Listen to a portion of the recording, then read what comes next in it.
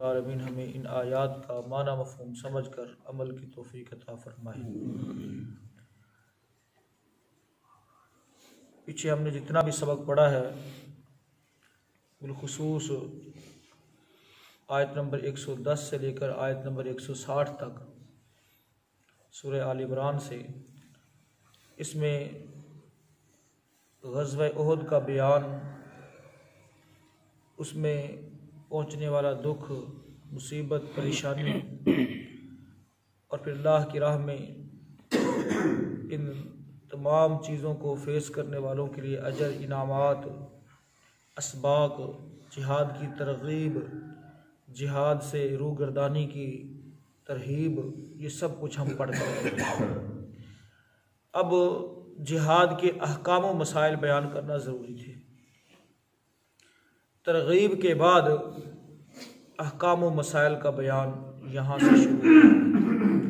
قرآن مجید کا یہ ایک خاص وصف ہے کہ کسی بھی ایک موضوع کو جب اس پر بیان شروع ہوتا ہے تو اس کے متعلق جتنی بھی چھوٹی چھوٹی باتیں ہوتی ہیں ان کو ایک ایک پیراگراف کے اندر بیان کیا جاتا ہے اور سٹیپ بائی سٹیپ بیان کیا جاتا ہے۔ مثلا پہلے اس کی فرضیت کا بیان ہوگا، پھر اس کی فضیلت کا بیان ہوگا، پھر اس کے ساتھ اس کے متعلق جتنی بھی جزیات ہوں گی وہ سب اللہ رب العالمین بیان فرماتے ہیں تاکہ کوئی چیز تشنا نہ رہ جائے۔ اور اگر بالفرض کسی جگہ پر جزیات کا بیان نہیں ہوا تو آگے کسی اور صورت کے اندر جا کر ضرور ان جزیات کا بیان ہوگا۔ تو جہاد فی سبیل اللہ چونکہ ایک بہت بڑا عمل ہے، چوٹی کا عمل ہے دین اسلام کے اندر، جس قدر شرح بست کے ساتھ اللہ رب العالمین نے اس کو بیان فرمایا ہے، کسی اور مسئلے کو اتنا کھول کر بیان نہیں کیا۔ تو یہاں پر جہاد کے احکام و مسائل آج انشاءاللہ شروع ہو رہے ہیں، اور اس میں سب سے پہلی جو چیز ڈسکس کی جا رہی ہے، کیونکہ جہاد فی سبیل اللہ میں مال غنیمت، اس کا آنا اور اس طرح سے مسلمانوں کی معیشت کا دار و مدار، رزق، جیسا کہ اللہ کے رسول صلی اللہ علیہ وسلم نے فرمایا کہ میرا رزق نیزے کی انی کے نیچے رکھ دیا گیا ہے، اور بعثت بالسیف بید الساع، مجھے قیامت تک کے لیے تلوار دے کر مبعوث کیا گیا ہے۔ تو چونکہ مال غنیمت جہاد فی سبیل اللہ کا ایک لازمی امر ہے، لازمی جز ہے، تو اس میں خیانت کا ہو جانا، کوئی کام کی چیز بندہ اپنے کنٹرول میں رکھ لے لے بغیر اجازت کے وہ چیز اٹھا لے، تو ایسا ممکن تھا۔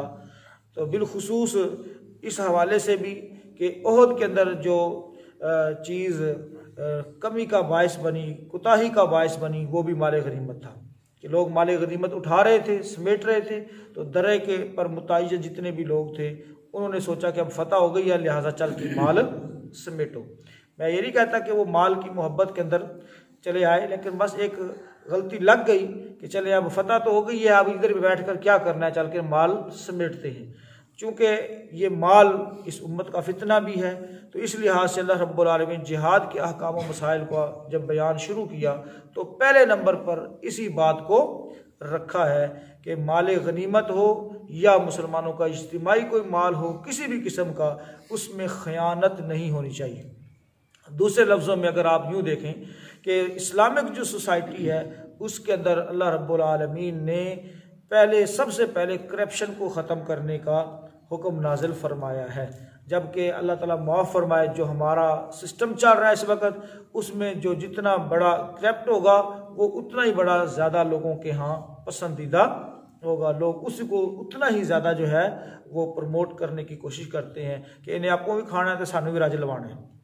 تو اس لحاظ سے محترم بھائیو، اللہ رب العالمین نے جو اسلامک سوسائٹی دی ہے اس کے اندر ہمیں پہلے نمبر پر جس چیز پر کنٹرول اور جس چیز سے منع کیا گیا ہے وہ کیا ہے؟ خیانت، کسی قسم کی کوئی کرپشن نہیں ہونی چاہیے۔ ترجمہ دیکھیں گے پھر بات سمجھ آئے گی۔ فرمایا وما کان، اور نہیں ہے، لنبی، کسی بھی نبی کے لیے یہ مناسب نہیں، ممکن نہیں، ان یغل، یہ کہ وہ خیانت کرے، یعنی انبیاء امانت دار ہوتے ہیں، وہ اللہ کی بھیجی ہوئی تعلیمات میں بھی امانت داری کا کرتے ہیں، اور اسی طرح سے جو لوگوں کی امانتیں ہیں ان کے اندر بھی امانت داری کرتے ہیں، جو پیغام پہنچانا ہے اس کے اندر بھی پورے ایمانداری سے کام لیتے ہیں۔ وَمَا كَانَ لِنَبِيٍّ أَن يَغُلَّ، اور کسی بھی نبی کے لیے کبھی یہ ممکن نہیں کہ وہ خیانت کرے، یعنی عام نبی کے لیے بھی ممکن نہیں ہے کہ جائے کہ جناب محمد رسول اللہ صلی اللہ علیہ وسلم جو سید الانبیاء ہے، تمام انبیاء کے سردار ہے، وہ کوئی خیانت کریں۔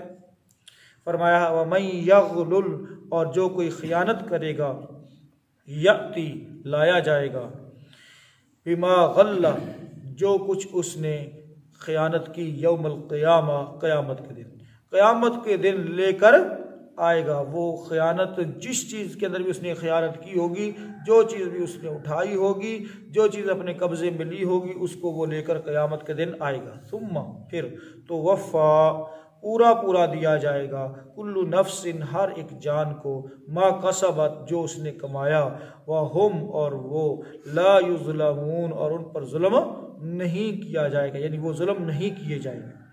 افمن اتبع، پس کیا وہ شخص جو اتباع کرے، رضوان اللہ، اللہ کی رضامندی کی، اللہ کی رضا کی خوشنودی کے پیچھے چلے، کا من باء، اس شخص کی طرح ہو سکتا ہے جو لوٹے، بسخط من اللہ، اللہ کی ناراضی کے ساتھ۔ ایک شخص اللہ کی رضا کے پیچھے چل رہا ہے اور دوسرا ایسے کام کر رہا ہے، ایسے دھندے میں پڑا ہوا ہے جو اللہ کسی کی ناراضی کے باعث ہیں، کیا یہ دونوں کبھی برابر ہو سکتے ہیں؟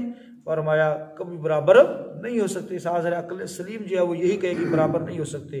وَمَأْوَاهُ جَهَنَّمُ، اور اس کا ٹھکانہ جہنم ہے، کس کا؟ جو اللہ کی ناراضی لے کر لوٹتا ہے۔ وَبِئْسَ الْمَصِيرُ، اور وہ بہت برا ٹھکانہ ہے۔ ہم درجات عند اللہ، ہم یعنی یہ اللہ رب العالمین نے تمام لوگوں کی طرف اشارہ کیا ہے، ہم درجات، مختلف طبقے میں ہیں وہ، عند اللہ، اللہ کے ہاں، یعنی تمام انسان، تمام لوگ، نیکی کرنے والے، رضا والے، اللہ کی رضا کے کام کرنے والے، اور اسی طرح سے اللہ کی ناراضی والے کے کام کرنے والے، تمام لوگ یہ مختلف طبقات میں ہیں۔ اللہ کے نزدیک یہ لوگ مختلف طبقے میں ہیں۔ واللہ، اور اللہ، بصیر، خوب دیکھنے والا ہے، بما یعملون، جو وہ کر رہے ہیں، جو کچھ جہاں جیسے کوئی کر رہا ہے اللہ تعالیٰ اس کو مانیٹر کر رہا ہے، اس کو دیکھ رہا ہے۔ ترجمہ دوبارہ سے دیکھیں، وَمَا كَانَ لِنَبِيٍّ، اور کسی بھی نبی کے لیے کبھی ممکن نہیں، ان یغل، کہ وہ خیانت کرے، وَمَن یغل یأتی بما غل یوم القیامہ، اور جو خیانت کرے گا قیامت کے دن اسے لے کر آئے گا۔ ثم توفی کل نفس ما کسبت وہم لا یظلمون، اور پھر ہر شخص کو پورا دیا جائے گا جو اس نے کمایا اور ان پر ظلم نہیں کیا جائے گا۔ افمن اتبع رضوان اللہ، تو کیا وہ شخص جو اللہ کی رضا کے پیچھے چلا، کمن باء بسخط من اللہ، اس شخص جیسا ہے جو اللہ کی طرف سے سخت ناراضی لے کر لوٹا، وَمَأْوَاهُ جہنم، اور جس کا ٹھکانہ جہنم ہے، وَبِئْسَ الْمَصِيرُ، اور وہ بہت برا ٹھکانہ ہے۔ ہم درجات عند اللہ، یہ لوگ اللہ کے نزدیک مختلف طبقے ہیں، واللہ، اور اللہ، بصیر، خوب دیکھنے والا ہے، بما یعملون، جو وہ کر رہے ہیں۔ محترم بھائیو، آج کا جو ہمارا سبق ہے اس میں جہاد کے احکام و مسائل کا بیان شروع ہوا ہے۔ غزوہ احد میں لوگ مورچہ چھوڑ کر مال غنیمت سمیٹنے کے لیے دوڑ پڑے تھے۔ ان کا خیال یہ تھا کہ اگر ہم نہ پہنچے تو جس کے ہاتھ لگے گا وہ لے کر چلا جائے گا اور ہمیں کچھ بھی نہ ملے گا، یہ ایک عام خیال تھا۔ تو اللہ رب العالمین نے اس تصور کو اور اس خیال کو، اس کی نفی فرماتے ہوئے کہ مال غنیمت کا جو سسٹم ہے اس کے اندر تو یہ جو کچھ جس کو ملے گا وہ جمع کروائے گا۔ کیا کروائے گا؟ جمع کروائے گا، اور نبی یا اس وقت کا جو امیر ہے وہ اس پورے مال کو جمع کرنے کے بعد برابر سب کے اندر تقسیم کرنے کا پابند ہے۔ اس میں کسی قسم کی کوئی خیانت، دو نمبری، یا وہاں سے کوئی چیز چرا کر اٹھا کر سائڈ پہ رکھ لینا اور اپنے استعمال میں اس کو لے آنا بغیر اجازت کے، یہ کسی کے لیے بھی جائز نہیں ہے۔ لہٰذا اس بات کو اپنے ذہنوں سے نکال دیں کہ مال غنیمت جب اکٹھا ہو رہا ہو تو ہمارا بھی اکٹھا کرنا ضروری ہے، اگر نہ کیا تو ہمیں کچھ نہیں ملے گا، جبکہ جو بھی جہاں جس ڈیوٹی پر تھا وہ ضرور بھی ضرور اس میں سے حصہ پائے گا۔ تو یہاں پر جو خیانت سے مراد ہے محترم بھائیوں، یہ کئی طرح کی خیانت ہو سکتی ہے۔ پہلے نمبر پر ایک مطلق خیانت ہے، مطلق خیانت کسی بھی معاملے کے اندر۔ اسی طرح سے مال غنیمت کی خیانت بھی مراد ہے۔ تیسرے نمبر پر بیت المال کی میں سے چوری ہے۔ چوتھے نمبر پر مفاد عامہ کا پیسہ یعنی حکومت کا جو خزانہ ہے اس میں کرپشن کرنا ہے۔ اور پانچویں نمبر پر زکوٰۃ وغیرہ میں جو مال آتا ہے اس میں خیانت ہے۔ اور اسی طرح سے چھٹے نمبر پر کسی بھی ادارے کی کوئی ڈونیشن ہے، کسی بھی ادارے کی سربراہی اور اس کے اندر جو اتنے بھی معاملات ہیں۔ اور ساتویں نمبر پر محترم بھائیوں، جو بات مجلس کے اندر کی جاتی ہے اس کو بھی دوسروں کے سامنے بیان کرنا، یہ بھی کس میں آتا ہے؟ خیانت میں آتا ہے۔ کس میں آتا ہے؟ کیونکہ مجلس کی بات بھی کیا ہوتی ہے؟ امانت ہوتی ہے۔ کیا ہوتی ہے؟ پریشان ہو گئے ہیں آپ، مجلس کی بات بھی کیا ہوتی ہے؟ امانت ہوتی ہے۔ لیکن ہمارے ہاں تو مشہور ہے نا، میں تینوں دسن لگا تو اگے نہیں دسنا کسی نے، بات سمجھ آ رہی ہے نا؟ اور پھر وہ بات پھیلتے پھیلتے بہت آگے تک چلی جاتی ہے۔ تو اس طرح کا سسٹم نہیں۔ تو امانتیں مختلف قسم کی ہوتی ہے، صرف روپے پیسے کی شکل میں ہی امانت نہیں ہوتی، بلکہ اس کی مختلف شکلیں ہو سکتی ہیں۔ تو میں نے تقریباً ساری گن کر آپ کے سامنے رکھ دی ہیں، یعنی روپے پیسے مال دولت سے لے کر یہاں تک کہ اگر کوئی بات بھی ہو تو وہ بھی کیا ہوتی ہے؟ امانت ہوتی ہے۔ اس کو بھی ایسے ہی آؤٹ نہیں کرنا چاہیے۔ اللہ تعالی ہم سب کو توفیق عطا فرمائے۔ تو محترم بھائیوں، اب یہاں پر ایک چیز اللہ رب العالمین نے جو واضح فرما دی ہے وہ ہے کہ طمع کا کام، کیونکہ خیانت بندہ تک کب کرتا ہے؟ جب اس کے اندر لالچ ہوتا ہے، طمع ہوتا ہے، تبھی کرتا ہے نا خیانت۔ تو طمع جو ہے، لالچ جو ہے، یہ کسی ادنا سے نبی کے اندر بھی نہیں، کسی ادنا سے نبی کے اندر بھی نہیں، چاہے جائے کہ سید الانبیاء جو تمام انبیاء کے سردار ہیں ان میں کوئی ایسی بات پائی جائے تو ایسی خرابی محترم بھائیوں وہ بہت دور تک بندے کو لے جاتی ہے۔ تو جو جس جگہ پر محترم بھائیوں متعین کیا گیا ہے اس کو چاہیے کہ وہ اپنا کام مکمل کرے۔ اب یہاں پر خیانت کی ایک اور قسم بھی ہے کہ جو ڈیوٹی جس طرح سے لگائی جائے، مثلا ایک بندہ پابند ہے حکومت کا، وہ نوکری جاب کر اور وہ اپنی ڈیوٹی پوری نہیں کرتا، اور جبکہ وہ اپنی جو پے ہے وہ پوری لے رہا ہے، تو یہ بھی کیا ہے محترم بھائیوں؟ یہ بھی کرپشن کی، بلکہ میں سمجھتا ہوں کہ یہ کرپشن کی بدترین شکل ہے کہ بندہ اپنا معاوضہ پورا لے رہا ہے لیکن کام پورا نہیں کرتا، ڈیوٹی اپنی پوری نہیں کرتا، تو یہ بھی کرپشن کی ایک بہت بڑی شکل ہے۔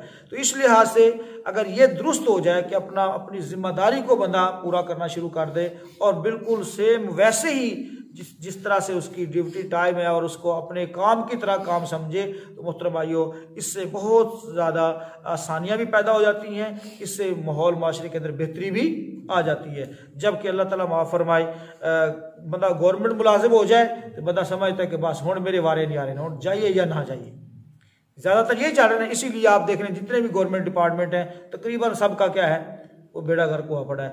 حالانکہ گورنمنٹ کا معاملہ جو ہے وہ بھی ہمارے پاس امانت ہے، وہ بھی ہمارے پاس کیا ہے؟ امانت ہے۔ جس کی جہاں جس طرح سے ڈیوٹی لگی ہے اس کے سرکل میں، اس کے دائرے میں جو کچھ بھی آتا ہے وہ اس کو اپنی ذات، جس طرح اپنی چیزوں کی حفاظت کرتے ہیں ہم، اسی طرح سے ہم ان چیزوں کے امین ہیں، ان چیزوں کی حفاظت ہمارے اوپر ضروری ہے۔ محترم بھائیوں، ایک حساس مسلمان کبھی بھی جو ہے اس کو وہ دوسرے نظر سے نہیں دیکھتا، بلکہ وہ اس کو کس نظر سے دیکھتا ہے کہ یہ میری اپنی ہے، جیسے میں اپنی چیز کی حفاظت کرتا ہوں ایسے میں اس کی چیز کی حفاظت کروں۔ تو جب بندہ اس انداز سے چلتا ہے نا محترم بھائیوں، تو پھر جا کر جو ہے کامیابی ملتی ہے۔ تو دنیا تو گزر جائے گی لیکن اللہ تعالیٰ کے ہاں اللہ تعالیٰ نے کتنی سخت بات کی ہے، فرمایا وَمَن يَغْرُرْ يَأْتِ بِمَا غَلَّ يَوْمَ الْقِيَامَةِ، جو کوئی بھی خیانت کرے گا وہ کل قیامت کے دن اپنی خیانت کو ساتھ لے کر آئے گا۔ رسول اللہ صلی اللہ علیہ وسلم نے فرمایا، صحیح بخاری شریف میں ہے، فرمایا تم میں سے کل قیامت کے دن میرے پاس کوئی اس حالت میں نہ آئے کہ اس نے اپنے کندھے کے اوپر بکری اٹھائی ہو، اس نے اپنے کندھے کے اوپر اونٹ اٹھایا ہوا ہو، اس نے اپنے کندھے کے اوپر جو ہے وہ اناج اٹھایا ہوا ہو، اس حالت میں میرے پاس نہ آئے۔ اب کہتے ہیں اللہ کے نبی صلی اللہ علیہ وسلم یہ کیا مطلب ہے کہ بکری اٹھائی ہوئی کندھے پر، اونٹ اٹھایا ہوا کندھے پر؟ نبی صلی اللہ علیہ وسلم میں قرآن کی آیت نہیں پڑھتے تم کہ جو کوئی جیسی خیانت کرے گا اپنے کندھے پر اٹھا کر اس کو آئے گا، وہ اس کو ساتھ لے کر آئے گا، یعنی وہ اس کے اوپر لدی ہوئی ہوگی۔ تو محترم بھائیو، اگر تو ہمارے کندھے وزن اٹھا سکتے ہیں تو پھر تو کر لیں، اگر اٹھا ہی نہیں سکتے، بلکہ اٹھا کیسے سکتے ہیں؟ کل قیامت کے دن ایک ایک ذرے کا حساب ہوگا، تو جب ایک ایک ذرے کا حساب ہونا ہے تو محترم بھائیو پھر ہم وہاں پر حساب دے سکتے ہیں؟ بھلا کبھی بھی نہیں دے سکتے۔ تو اس حوالے سے ہمیں چاہیے کہ ہم دنیا کے اندر ہی اپنا حساب اور دنیا کے اندر ہی جان مار لیں، اور ہر ایک معاملے کے اندر محترم بھائیو خیانت سے بچ جائیں۔ اور اس طرح سے ایک علمی خیانت بھی ہوتی ہے، یہ اس کی آخری شکل یعنی علمی خیانت بھی، کہ ایک مسئلہ کچھ ہے اس کو کسی اور انداز سے پیش کیا جا رہا، تو یہ علمی خیانت بھی ہمارے مسلم معاشرے کے اندر بہت زیادہ پائی جاتی ہے۔ اور علمی خیانت کے مظاہر پہلے بھی ملتے ہیں، جیسا کہ آپ بھائیوں نے سنا ہوگا یہ واقعہ کہ رسول اللہ صلی اللہ علیہ وسلم نے ایک عورت کا جو ہے فیصلہ وہ تورات کے مطابق کرنا چاہا، جس نے چوری کی تھی۔ تو جب تورات کو لایا گیا، اللہ کے نبی صلی اللہ علیہ وسلم نے میں تمہاری کتاب کے مطابق کرتا ہوں، تورات کو لایا گیا تو پڑھنے والا شخص جہاں پر وہ قطع ید یعنی ہاتھ کاٹنے کا لکھا ہوا تھا یا رجم کا لکھا ہوا تھا یا اس کی سے بدکاری ہوئی تھی، تو اب مجھے تردد آ گیا ہے تھوڑا سا، تو اس پر اس نے ہاتھ رکھ لیا تھا۔ کیا رکھ لیا تھا؟ ہاتھ رکھ لیا تھا۔ وہ آگے پیچھے سے پڑھ لیتا اور اس کو پڑھتا ہی کوئی نہ، ہاتھ رکھا ہوا ہے۔ تو محترم بھائی عبداللہ بن سلام رضی اللہ تعالیٰ عنہ عرض کرنے لگے اللہ کے نبی صلی اللہ علیہ وسلم، اسے کہو کہ ادھر سے ہاتھ اٹھائے، ادھر سے ہاتھ اٹھائے۔ جب ہاتھ اٹھایا تو نیچے وہ رجم کی آیت لکھی ہوئی تھی۔ بات سمجھ آ رہی ہے نا؟ تو یہ علمی خیانتیں بھی بہت خطرناک ہیں، اور آپ دیکھیں کہ محترم بھائیو ہمارے معاشرے کے اندر یہ علمی خیانتیں بھی دین کے معاملے میں بہت زیادہ چل رہی ہیں۔ معنی کچھ اور ہے، مراد کچھ اور ہے، اور اس کو اپنے مقصد کے لیے فٹ کیا ہوا ہے۔ صدقہ خیرات محترم بھائیو عام حالات کے اندر، لیکن صدقہ خیرات مرنے کے اوپر 30ویں دن، 40ویں دن، 10ویں دن، اور پھر اس کو نام کس کا دیا جا رہا ہے؟ یہ صدقہ ہے جی، میت کی طرف صدقہ ہے۔ اور صدقہ کھانے والے کون ہیں؟ ماشاءاللہ سارے یتیم مسکین پراڈو تے چڑھے ہوئے ہیں جی، اتنے آمدے نے سارے یتیم مسکین آ کے تو کھا کے ڈھاندے پہ رہے، یہ صدقے کا نام دیا جا رہا ہے۔ یعنی اللہ کا مطلوب کچھ اور ہے اور ہمارا مطلوب کچھ اور ہے۔ یہ بھی علمی خیانتیں ہیں محترم بھائیوں، جس میں ہمارے معاشرے کو برباد کرے جا رہی ہیں اور دین سے ہمیں دور کرے جا رہی ہیں۔ تو بھائیوں ہمیں چاہیے کہ ہم اپنی اصلاح کریں اور ان تمام قسم کی خیانتوں سے بچیں، اور علماء کو بھی خوف دلائیں، اور اس طرح سے عامیان کو بھی خوف دلائیں کہ بھئی اللہ کے ہاں بڑا سخت معاملہ ہے، خیانت کسی شکل کے اندر معاف نہیں ہے۔ اللہ رب العالمین نے خیانت سے جب منع کیا تو پہلے کس کو لے کر آئے اللہ تعالیٰ؟ نبیوں کو لے کر آئے، جبکہ نبیوں کے بارے میں گمان کرنا بھی محترم بھائیوں میں کہتا ہوں درست نہیں ہے کہ نبی بھی کوئی خیانت کرے گا۔ بات سمجھ آ رہی ہے نا؟ لیکن اللہ رب العالمین نے چونکہ یہ معاملہ اتنا خطرناک تھا، اس لیے پہلے کس کو بیان کیا؟ انبیاء کو بیان کیا۔ اللہ تعالیٰ سے دعا کرتے ہیں اللہ رب العالمین ہمیں ہر قسم کی خیانت سے محفوظ فرمائے۔ دیکھ لیجیے ان آیات کو جو بات سمجھ آئے تو خوشی